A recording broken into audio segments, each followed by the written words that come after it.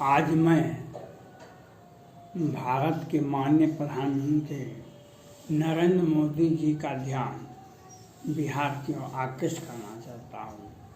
माननीय प्रधानमंत्री जी, आप सबका साथ सबका विकास की बात करते हैं और जनता भी आपको स्वसम्मान, बिहार के भी विधानसभा के चुनाव में भी आपको समर्थन दिया गया। अभी 5 राज्यों के चुनाव में भी आप व्यस्त थे। मैं बिहार से बोल रहा हूँ। माननीय प्रधानमंत्री नरेंद्र मोदी जी, दुखद घटना यह है कि राफेल के मुद्दे पर एक शर्मा जी नाम के व्यक्ति ने सुप्रीम कोर्ट में याचिकाएं दायर कर दी। सुप्रीम कोर्ट ने भी स्वीकार कर लिया। क्या होगा इसका फैसला इस समय काल में और परिस्थिति में आएगा, लेकिन आपका बदनामी तो अवश्य होगा। विपक्ष तो आवाज़ उठाएंगे ही। मैंने पहले ही कहा था आपको, बिहार में सृजन घोटाले, अनेक घोटाले होते रहे और सृजन घोटाला, मुजफ्फरपुर का बालिका गृहकांड आपने नहीं कार्रवाई की। मुजफ्फरपुर बालिका गृहकांड में आपने कोई कार्रवाई नहीं की, आप आंख मूंद के बैठे हुए थे। लेकिन सुप्रीम कोर्ट ने संज्ञान लिया कि नहीं लिया? सुप्रीम कोर्ट ने संज्ञान लिया।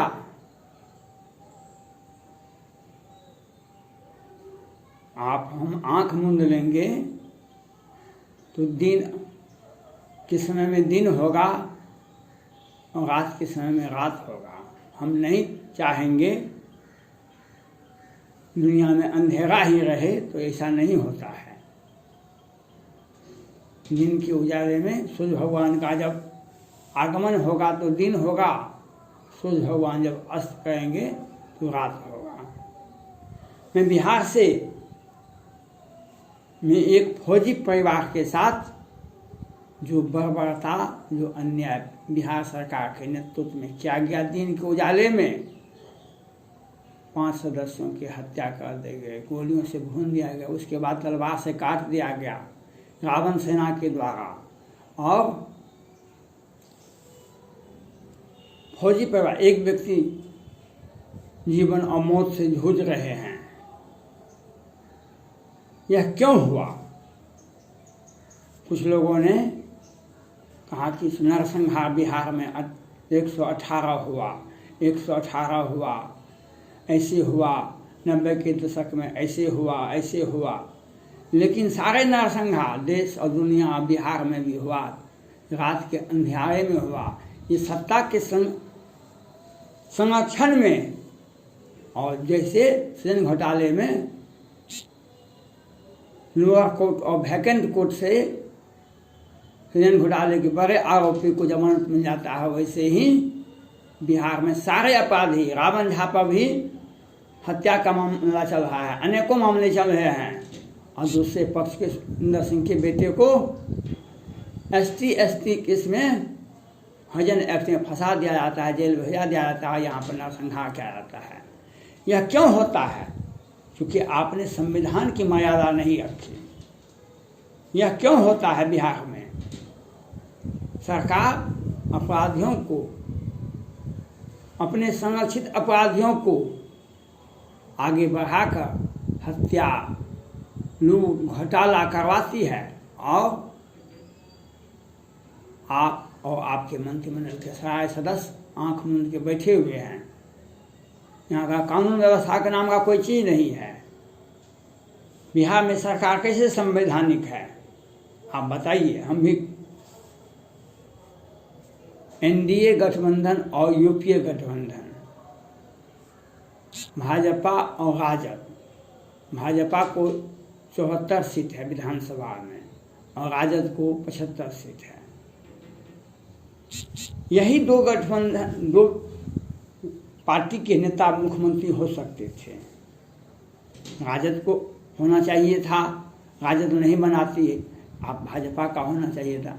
आपने 43 सदस्य विधानसभा में, और जिस पर भी 25-30 मुकदमे याचिकाएं पटना हाई कोर्ट में लंबित है।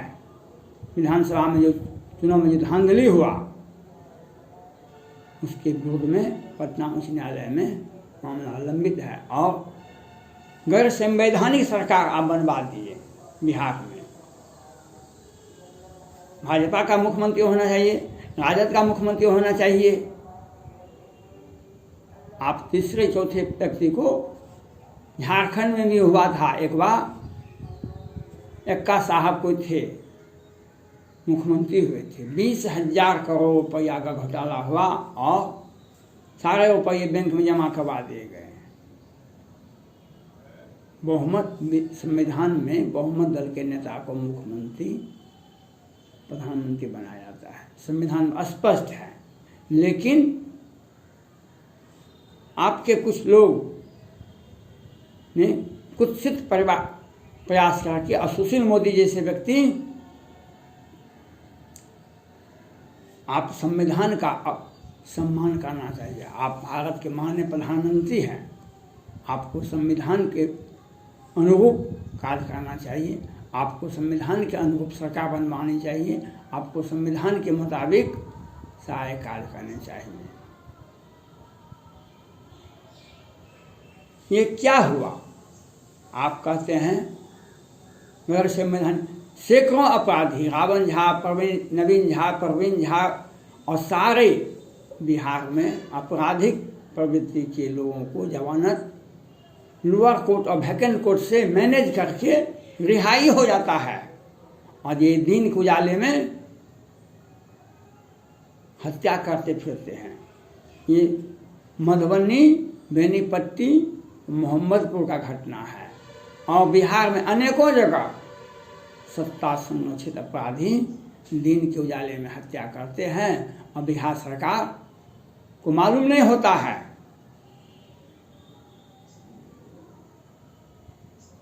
बिहार सरकार को मालूम नहीं होता है, आपको भी शायद मालूम नहीं हुआ होगा, क्योंकि ये सुरेंद्र सिंह का परिवार जिसने अपराध किया था भाजपा को वोट देने का, जिसने, और उसे रावण झा संगठन, और पहले भी इनके ऊपर मुकदमे हैं, जमानत कैसे हो गया? इन्हीं के परिवार पर हजन एक्ट लगा करके एक साजिशन जेल भेजवा दिया जाता है, उसके बाद उसके परिवार की हत्या की जाती है। गैर संवैधानिक सरकार बनाने से यही फल होता है। मर्यादा आपके ऊपर प्रश्न उठेगा, मर्यादा आपको पालन करना पड़ेगा। मर्यादित पुरुष ही प्रधानमंत्री होते हैं। सबका साथ, सबका विकास, साधारण आदमी प्रधानमंत्री नहीं बन सकते हैं। संविधान का रक्षा करना आपका दायित्व है, लेकिन आप भाजपा का मुख्यमंत्री बनवाइए। भाजपा का मुख्यमंत्री नहीं बनता है तो राजद का मुख्यमंत्री बनवाइए। आप पहले कहते थे 14 के चुनाव में नीतीश कुमार पर आरोप लगाते थे, और उपेंद्र कुशवाहा जी आपके साथ थे। आज उपेंद्र कुशवाहा जी नीतीश कुमार के साथ हैं। कल दोनों एक कितना तीखा था, और आज दोनों साथ हैं। आप राजद से दोस्ती कीजिए या जदयू से या उस किसी से भी, कोई भी दोस्त अस्थाई नहीं होता है, कोई भी दुश्मन अस्थाई नहीं होता है। ये समय परिस्थिति की बात होता है, लेकिन संविधान की भावना, संविधान को तोड़ना, संविधान का अपमान करना और अल्पमत की सरकार को बनाना, ये संविधान का अपमान है। आपको पटना हाई कोर्ट के वरीय न्यायाधीश राजेश कुमार जी ने आपको सूचित किए थे, आपके कार्यालय को, लोअर कोर्ट और वैकेंट कोर्ट के द्वारा एक साजिशन ऋण घोटाले के मुख्य आरोपी को जमानत दे दिया गया। यह सूचना राष्ट्रपति भवन को भी दिया गया, सुप्रीम कोर्ट के भी मुख्य न्यायाधीश को दिया गया, लेकिन आपने कोई कार्रवाई नहीं की। लेकिन आपका परिवार, निजी जीवन सुखदायी नहीं है। आज राफेल पर जनहित याचिका दायर हुई, यही लोग आपको, ये लोग कहते थे प्रधानमंत्री नरेंद्र मोदी से बेहतर हमारा नेता है। बहुत सारे लोग बिहार में कहते थे, जिन्हें 2 सदस्य भी मिलता है लोकसभा में, वह भी कहते थे हम प्रधानमंत्री का उम्मीदवार हैं। और वैसे व्यक्ति को सुशील मोदी के इशारे पर आप गैर संवैधानिक सरकार बना दिए हैं। ये बिहार की जनता का अपमान है, बिहार की जनता का अपमान है। माननीय प्रधानमंत्री नरेंद्र मोदी जी से यह मैं अपील करना चाहता हूँ, संविधान की किस आर्टिकल में ये बात लिखा हुआ है कि अल्पमत की सरकार बने? भाजपा का सरकार होना चाहिए बिहार में, राजद का सरकार होना चाहिए बिहार में। गठबंधन का अर्थ जो बड़े दल है वही गठबंधन का नेतृत्व कर सकता है। दिल्ली में दिल्ली हाईकोर्ट द्वारा केजरीवाल साहब और भाजपा को भी यह बात कहा गया था, अगर नहीं होता है तो चुनाव होगा। लेकिन आप तो मौका भी नहीं देते हैं राजद गठबंधन को, हम भाजपा को सरकार बनाने के लिए नहीं देते हैं। संविधान का अपमान नहीं हुआ? हम भी संविधान पढ़े हैं, हम भी संविधान जानते हैं, लॉ ऑर्डर जानते हैं। और दिन के उजाले में एक फौजी परिवार का हत्या होता है, उसमें बीएसएफ का जवान, वर्तमान समय में बीएसएफ का जवान होता है। और बिहार सरकार किसी भी परिस्थिति में बिहार में इसकी जांच नहीं होनी चाहिए। मैं आपसे आग्रह करता हूं, सुप्रीम कोर्ट के मुख्य न्यायाधीश की अध्यक्षता में सीबीआई द्वारा जांच होनी चाहिए। यहाँ का मुख्यालय उत्तर प्रदेश होना चाहिए, बिहार में नहीं होना चाहिए। नहीं तो जैसे सेन घोटाला में और सैकड़ों अपराधी बिहार में जो हत्या, बलात्कार, छीन झपटा, डकैती करते, बैंक लूटते हैं, उसे आसानी से बिल हो जाता है। सैकड़ों अपराधी जिनमें 10-10 हत्या के मामले हैं, उन्हें आसानी से बिल हो जाता है।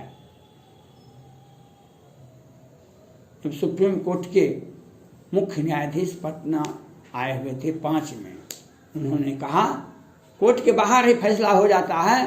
टिप्पणी करते हुए बिहार में कहे थे, जो कोर्ट के बाहर ही फैसला हो जाता है, जो किसे सजा देना है, किसे रिहाई करना है।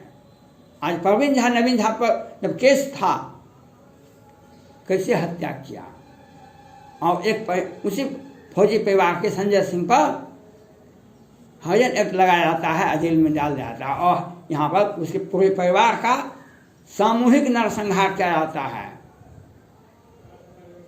और आप कानून की व्यवस्था और संविधान की रक्षा करने का अधिकार और कर्तव्य आपको है। गैर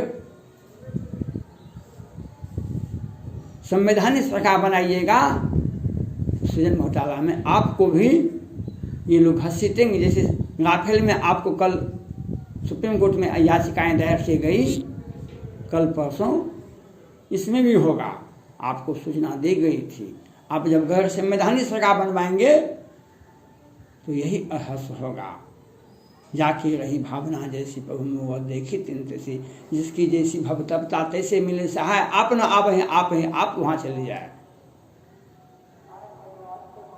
इसलिए मैं माननीय प्रधानमंत्री नरेंद्र मोदी जी से अपील करता हूँ, जो ये गैर संवैधानिक सरकार जो बिहार में आप बनवाए हैं, इस पर आप पुनर्विचार करें। भाजपा का सरकार बनाई, भाजपा में इतने 74 विधायक हैं, आप तारकेश्वर प्रसाद को बनाइए, रेणु देवी को बनाइए, शशि सिंह को बनाइए, जो भी भाजपा के नेता हैं उनको आप बनाइए। आप दूसरे छोटे दल को समर्थन कैसे दे सकते हैं? ये संविधान का अपमान नहीं है, ये संविधान का अपमान है। और सुशील मोदी जैसे व्यक्ति को भाजपा में जो हैं वे अपने लाभ के लिए और आपकी बदनामी करने के लिए सेन घोटाला करवाते हैं और अनेकों घोटाला करवाते हैं, और दिन के हत्यारे में, और आगे आगे आप बोलते हैं अपराधी जेल में जाएगा। भूपेश कुमार सिंह की हत्या होती है, यही सुशील मोदी जी उनके घर पर जाते हैं, यही सुशील मोदी जी कहते हैं सीबीआई जांच नहीं, बिहार पुलिस आज तक हत्यारा गिरफ्तार नहीं हुआ। और बिहार पुलिस, बिहार सरकार कहती है उसे भगोड़ा घोषित नहीं किया जाता अपराधी को, उसके घर से कुर्की करने का एक नाटक दिखाया जाता है और अपराधी को भगोड़ा नहीं घोषित किया जाता, उस पर इनाम घोषित नहीं किया जाता है। एक संरक्षित अपने आदमी को कैसे बचाया जाता है, यह बिहार सरकार से आपको सीखना पड़ेगा, बिहार सरकार से सीखना पड़ेगा। धन्यवाद।